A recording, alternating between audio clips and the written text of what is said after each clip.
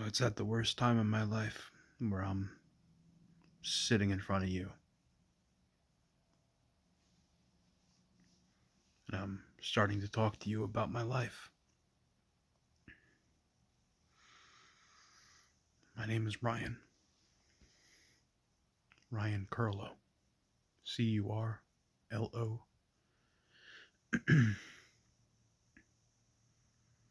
And in little bits at a time, I'm going to share my life with you.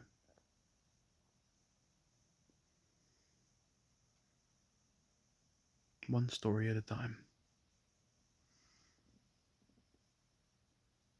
And if you care to listen, I'll tell.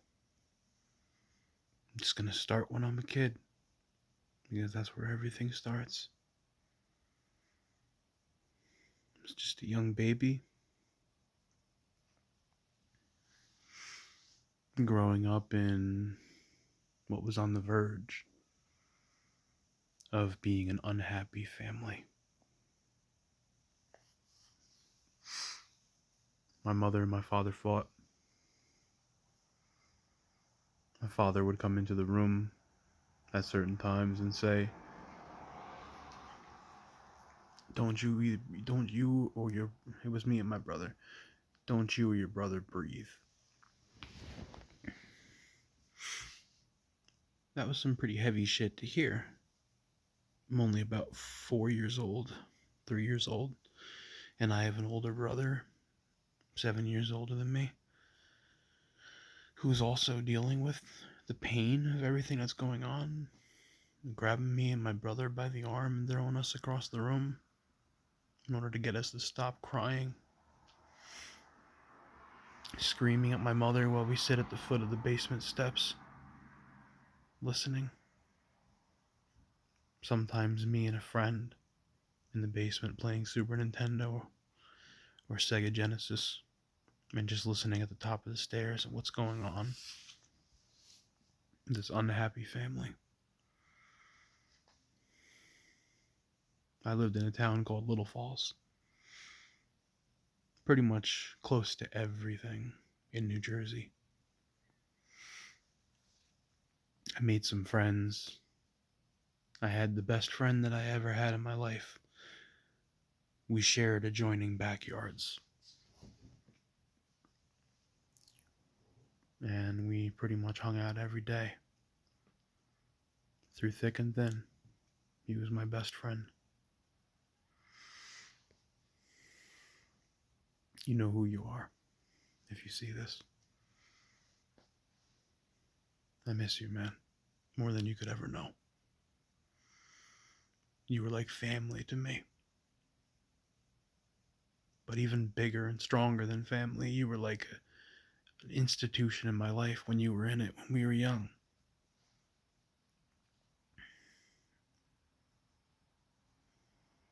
You were my Ollie. And I was your Oliver. Or your Hardy, I should say.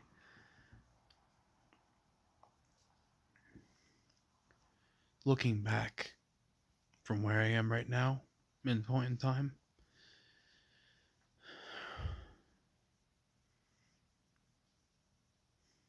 it's very sad knowing what happened. Well, I'm about 5 or 6 years old. My parents get a divorce. I didn't really deal with it then. I still haven't really dealt with it now. I bottled everything up and compartmentalized everything in my life.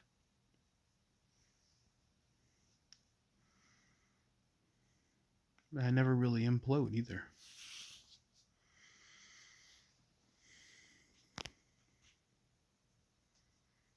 I just hold it in, and I'm able to, unlimited.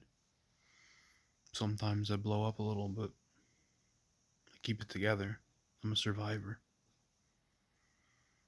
Because heaven knows, and my mother knows, everything that her and I went through in order to get where we are now. And both her and I, having seen everything together, have been through each other together. Been through a lot of shit together.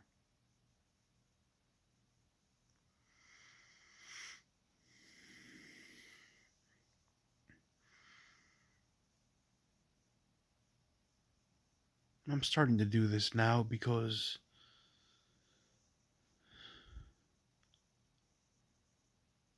I want to turn what's going on in my life at this point in time into something good. I want to be able to look back one day to where I am now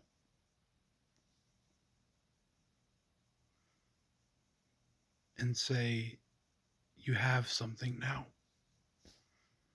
You have some happiness that you didn't think you were going to be able to have earlier.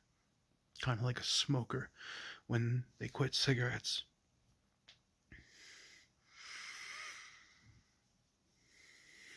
And then they realize much later that what they were putting into their body was killing them.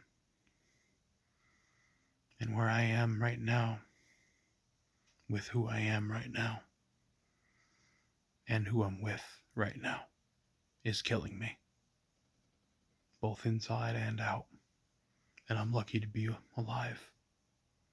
I'm lucky to have lived through it. Because it was my decisions as well as hers. But we'll get to that one day.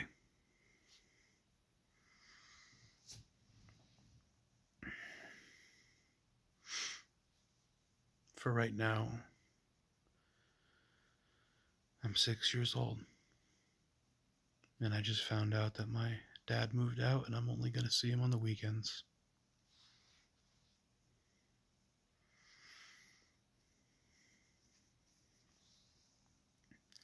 See, I saw my dad every Saturday and Sunday, slept over. I was too young to really realize his future intentions. But he also met a woman, Karen, my stepmother. She was a nice lady in the beginning. She was really sweet. But little did she know, I had a lot of problems mentally. I was starting the beginning stages of showing signs of major depressive disorder, and I didn't even know it at the time because I was only 6 years old. And I didn't have enough wherewithal in order to understand that there was something wrong. I thought this is just how everybody felt because we had been through nothing but turmoil, trouble, my whole life. My brother picking on me, coming into my room and sitting on my face while I'm just laying in bed, which in hindsight it sounds kind of funny, but it's scary as fuck when you're a kid. It's something that fraternal brothers do, fraternity brothers. I mean, it's not something that someone who doesn't have borderline personality disorder, light spectrum autism, bipolar, antisocial personality disorder, and probably a few more problems that he never actually legitimately received treatment for. That's just what they would do.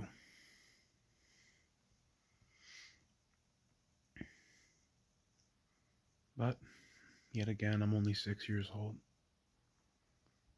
I take it in hindsight, and I don't like it, but I figure it's just something that people do, because I was never told otherwise.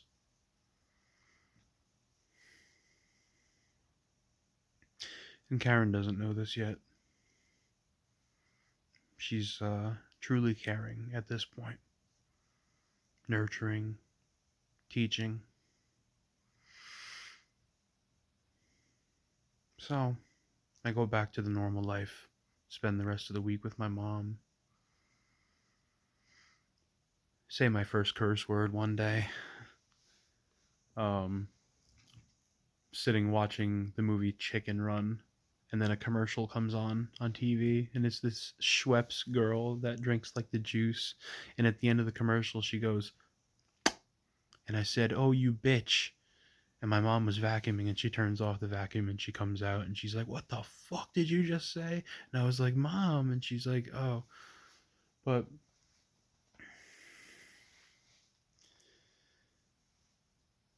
that was when I was about 7 years old, something like that. Meanwhile, my brother is,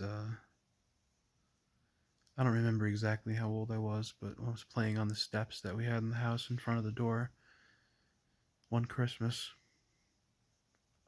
And my brother was talking to my mom, and my father was supposed to come home from his job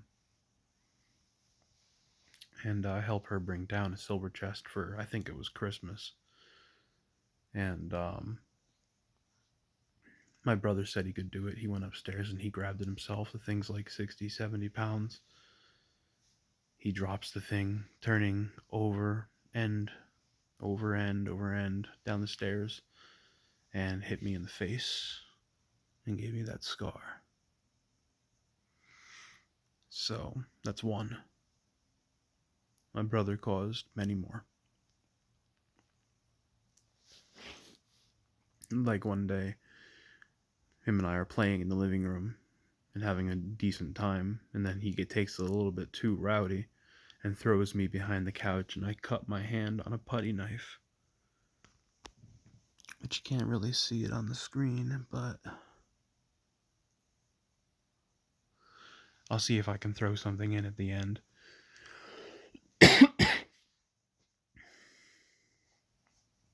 But turns out that my father didn't want that putty knife to be found by my brother or me. So he hid it behind the couch where we wouldn't find it, and little behold, I was thrown behind the couch onto the putty knife that was specifically meant to be kept away from us.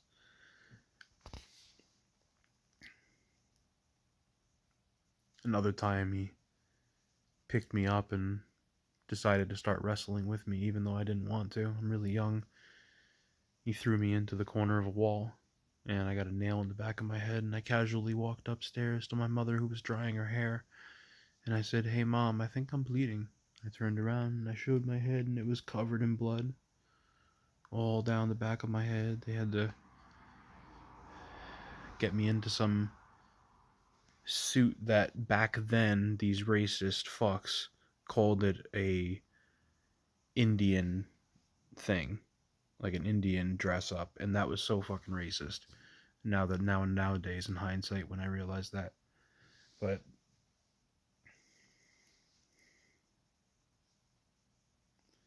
there's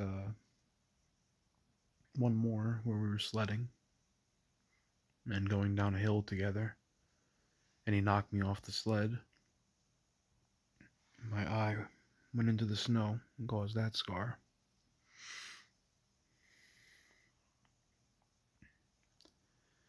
But I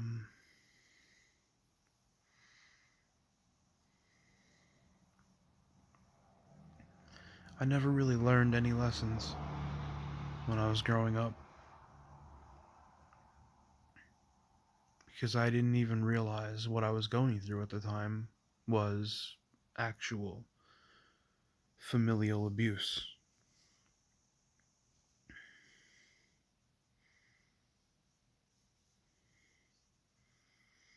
Children shouldn't have to go through any kind of a situation that's beyond their capability, like I went through.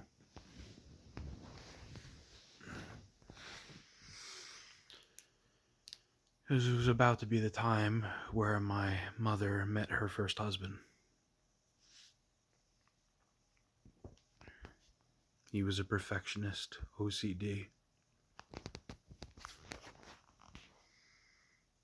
If he didn't get his way, he'd throw an adult temper tantrum.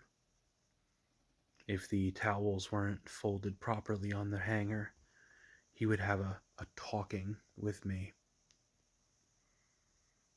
and treat me like shit.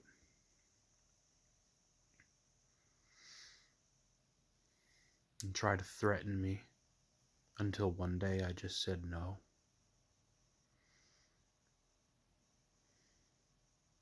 And he lost his shit, broke my PlayStation 2, threw it outside in the snow.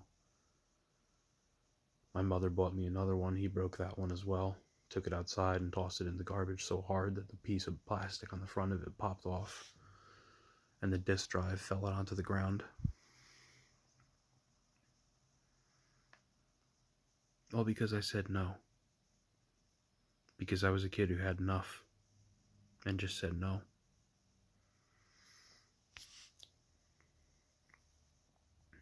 I did good in school, for the most part.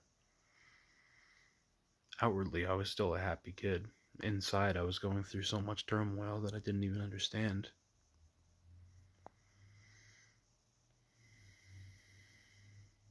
Inside, I was just so broken that all I really understood was, ooh, this makes me happy. Watching this movie makes me happy, so I turned to movies. I turned to TV, I watched everything. It occupied my mind. And then that became a habit for me. A form of habit that started in one point of my life and branched out to every point of my life eventually.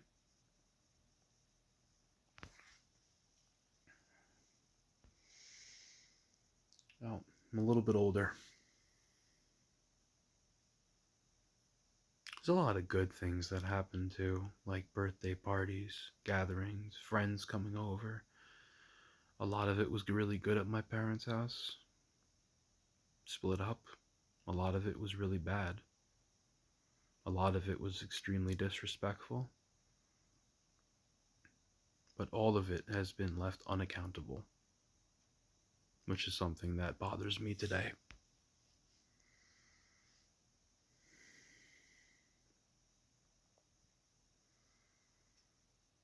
I was with my stepmother one day and I got a little bit chunky because I turned to food whenever I was sad, and that gave me kind of like a crutch. So I started eating. Like maybe 10 years old, and I had a good appetite. I was doing indoor soccer and outdoor soccer. I won one of the championships for the league over in Little Falls. And just in sudden death, just made the shot in the goal. Goalie missed it. People started chasing me around the field. I ran away from them, which was kind of weird. But they said that I had the world's hardest head, the golden head, because the goalie kicked the ball all the way across the field, and I'm a sweeper. I ran in, blocked the thing with my head, and it made such a loud noise that people all the way over in Totowa could hear us, or hear my head. It went boom, boom, like. But I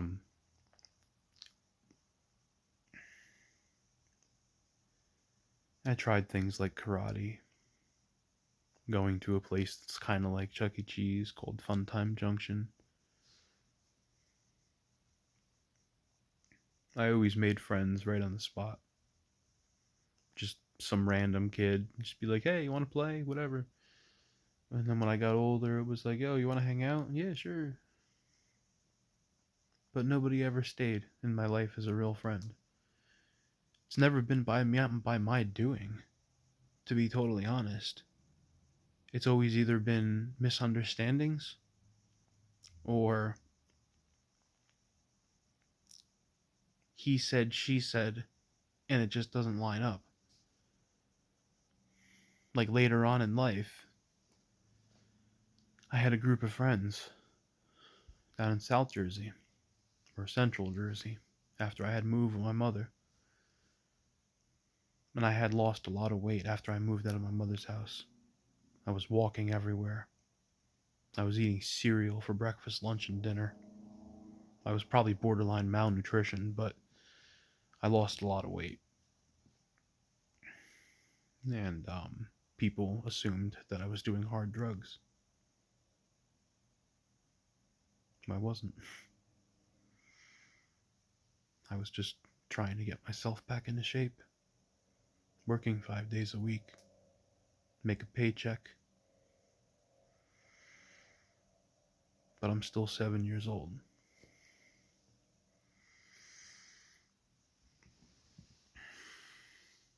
About to turn 8. Had some friends over once in a while, but I always felt so awkward because of everything that I'd been through. So I would just tell a friend, especially like the one down the street, oh, I think my mom's calling, I gotta go. And you could give that old stupid excuse. I always just wanted to be by myself because that's where I felt the most comfortable. I didn't feel comfortable around my mom because she was dealing with my brother, who was giving her shit and having the cops come to the house every other day and hanging around with drug addicts. Didn't feel comfortable around my stepfather because he was just a piece of shit. Didn't feel comfortable around my brother because all he'd do is abuse me. Physically, verbally, mentally. He was just awful. And I don't talk to him today because of that fact.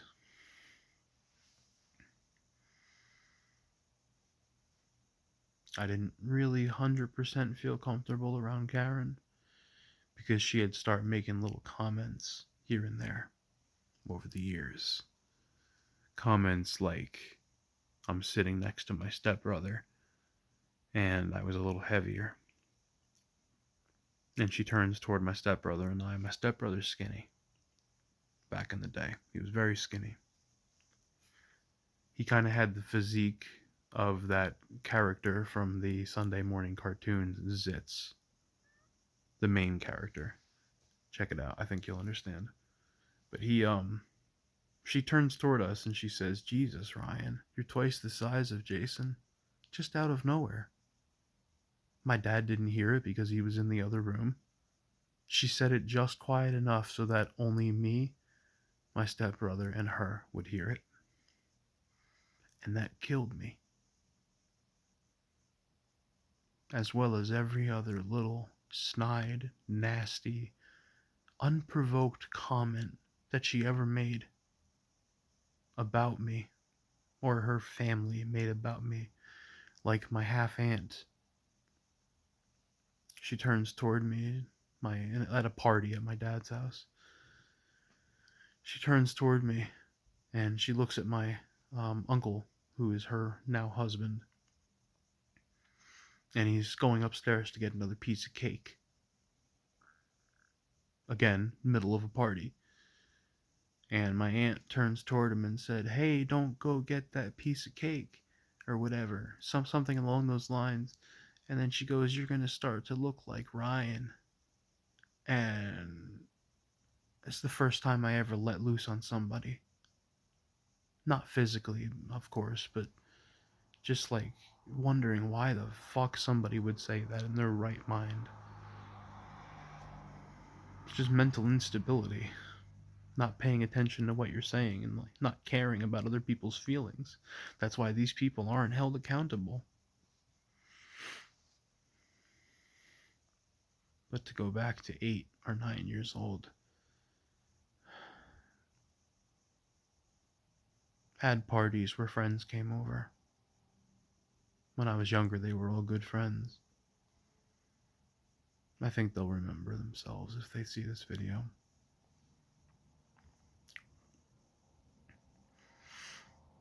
Gatherings, writing chalk on the ground outside of my father's house. My father pretty much always just had one word of advice. 2 words. Pay attention.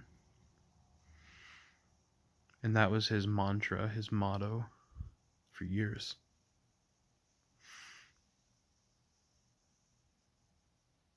But after so much systematic abuse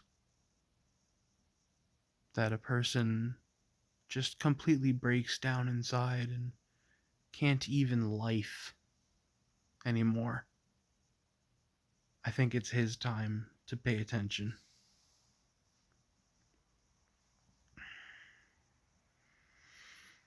Sorry to say.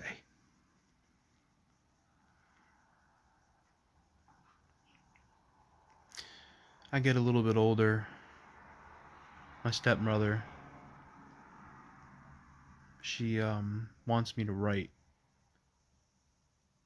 I think it was like 20 things that I wish my mother did better.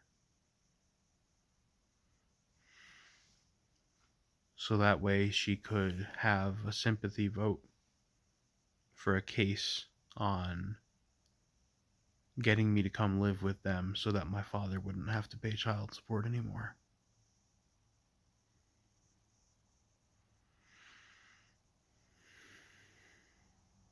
And of course, I didn't realize any of this while it was happening, so I just kind of went with it, reacting to things that I understood because I was so bottled up and closed up in my mind. I had been through so much systematic abuse at the hands of people that weren't all there in the head.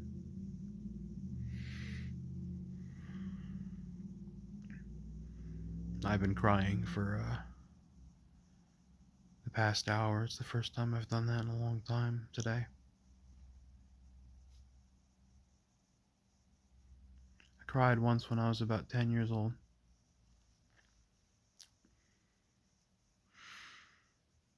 I was at a indoor soccer tournament.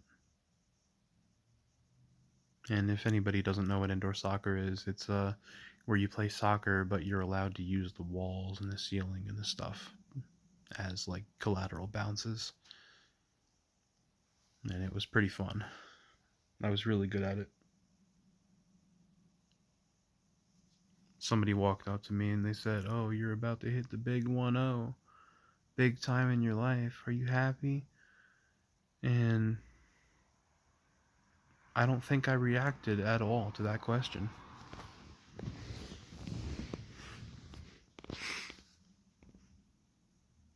I don't think I even had a thought in my mind about what this person was talking about, that I was just kind of going with it.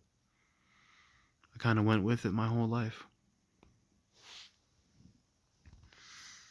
Went with it all the way up until I was about 15 years old, 16. And I met my first girlfriend.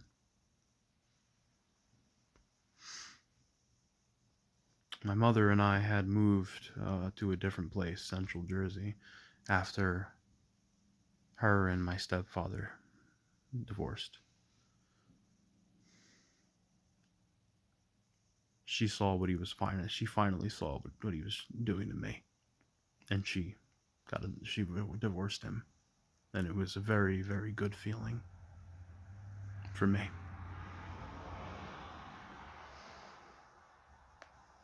This person's still out there, probably married to someone else now, doing the same things to that person's family, and I feel really bad for them.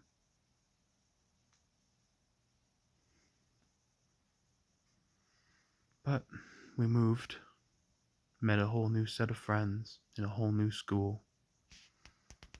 I had to watch my friend Brian in the rearview mirror that lived across the way from me.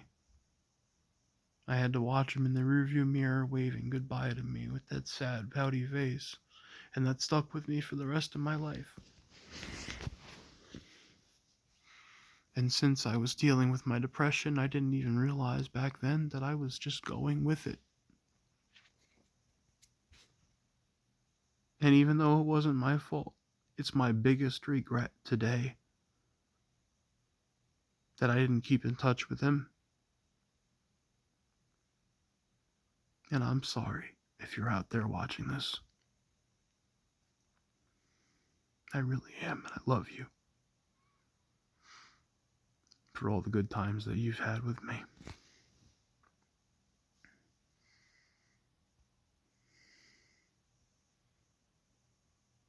That just ended up with nothing.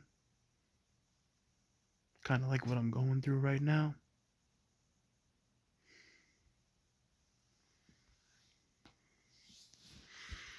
But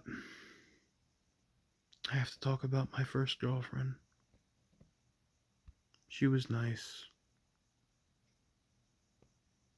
Pretty, you know, sweet. Kind of like an innocent type of person.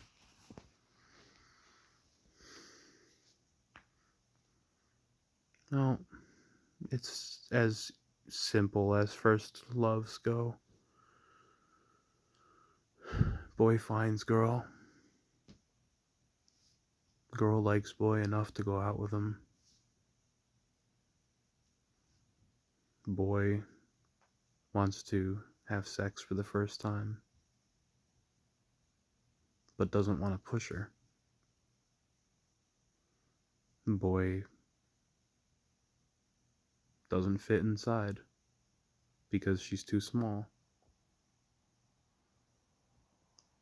She breaks up with me the next day. On Valentine's Day.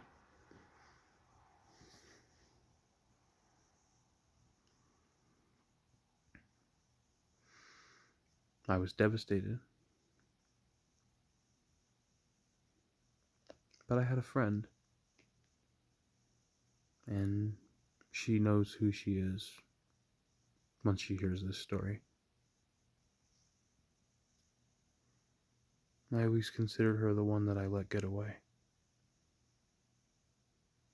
The one that completely ruined me for the first time. The first woman to completely ruin me. But I wanted her. Because she was the first person that I legitimately had sex with. A lot.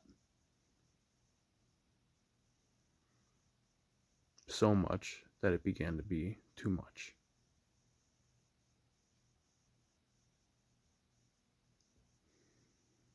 And since I'm more of an emotional person rather than a physical person, I told her that I didn't want to be with her anymore. Occasionally we would get together for some sort of a mutual pity fuck, but it was just never the same. I still miss her to this day.